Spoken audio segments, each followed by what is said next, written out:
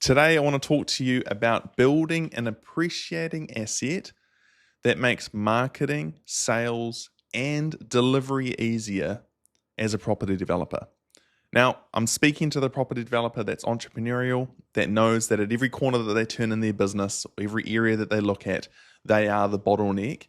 And it's the same person, you listening to this video right now, that has built team. You've built subbies, you've built a network, you've built a connection with agents, you've built a connection with city planners, councillors, architects, the whole thing to build a company that you see today.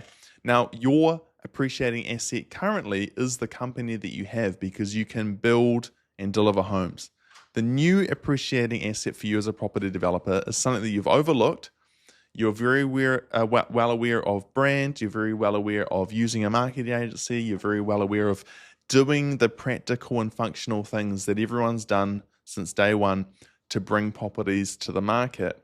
But what you've slept on, which is going to agitate you because you're an early adopter, is building an appreciating asset that makes marketing easier, sales easier, leads flow in, and gives you more moat in distributing projects to market.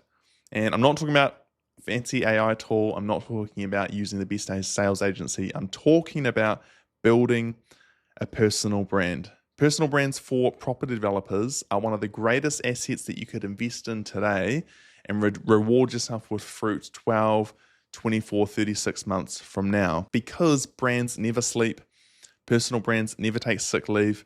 They become something that's both embedded in your audience, embedded in the purchases of your market, but is also embedded in the identity of your company that gives you more moat than the guy building homes down the road, because you don't just have the best homes, you don't just have IP in your delivery model and your feasibilities and your site acquisition, you don't just have that, but you have a true connection to the market so that you can be top of mind, top of call, and the first ones that they come to when you bring a project to market that fits their ideal needs, because your brand is not just a marketed brand, a business brand. It's now by definition a personal brand, bringing the company that you have, the homes that you build, and the team that reputation that you've established into the flesh and allowing people to connect with it. Now, your first hesitation is that you hate technology, you don't know how to show up or even film videos like this. My solution straight away is do what you did with the architect, do what you did with the designer, do what you did with the builder. Outsource, delegate, and lead your way through that bottleneck so that you can reap the rewards. If you were building the homes, designing the homes, consenting the homes, it would be almost impossible. It's the same with personal brand. You don't have to be the young buck with the camera. You should find a young buck, give them 70 grand a year, and in 12 months from now, if you get 2 sales, we both know, you and I, you've broken even on that investment. Everything from there is then compounding interest. Your brand is getting bigger, it's getting more intimate in the market. People are knowing you, and they're not only seeing your homes, they're seeing your face, they know your story, and that really will be part of the purchasing decision. It's not just about relying on your spec sheet. It's not just about relying on your family name. It's about giving purchasers more reasons to choose you, because sometimes the reality will be you've got the same square meterage, you might even have the same architect, you might have the same materials and spec, but if the point of difference comes down to which one should we pick, they're going to pick the company that they feel they know. They're going to pick the company where they feel like they're purchasing this house and in some way, shape or form, they're embedding themselves in the story and becoming a part of the journey that you're telling. So the second hesitation would be,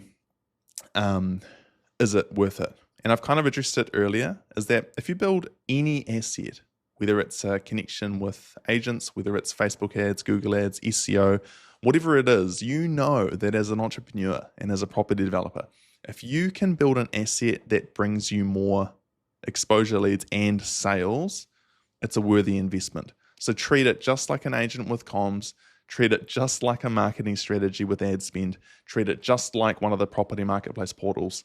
Invest in building an asset, because the last point I'll make is that it's not something that can go away. Yes, you can have winning ad strategies. Yes, you can have amazing design and marketing. Your homes could even be top of the market. But in some cases that can all be taken away. Platform lock, you can have material shortages and supply shortages in a global event. You can have all these things that can impact, but what people can't impact is the story that you've told. Even if you lost the social media platforms, if you tell your brand and make it personal, then regardless of platforms, they'll remember who you are. That's hard to do it's hard to retarget on Google and Meta if you don't have the platform.